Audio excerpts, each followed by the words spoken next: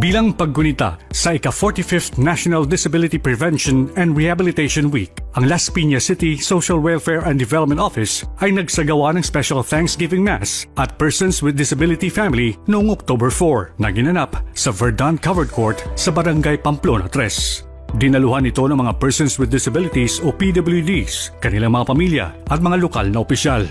Ibinahagi naman ni Las Piñas City Federation President Ana Fe Maravillas ang progresibong serbisyo ng lungsod sa pangunguna ni Mayor Mel Aguilar at Vice Mayor April Aguilar para mapagaan ang buhay ng mga PWDs. Sino pong gusto ng accessible person with disability ay may accessible transportation na from DRR.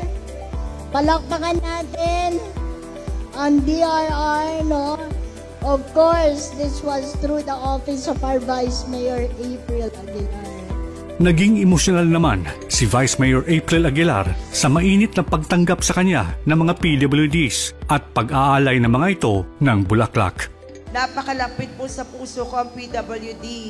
Noong una pong nanalo ako, ang una ko pong hinire sa opisina ko, 2 pong PWD na galing po sa inyo talaga. So meron na ako pangatlo, ako raw po ang unang-unang Vice Mayor na sa konti ng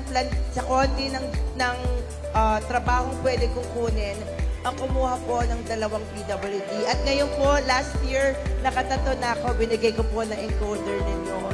Sa pagpapamalas ng Las Piñero PWDs ng kanilang mga talento sa iba't ibang sining at larangan, naipakita nito ang masayang komunidad na may pagkakaunawaan at pagsuporta sa patuloy pa rin na tapat at progresibong serbisyo. Serbisyo Las Piñero.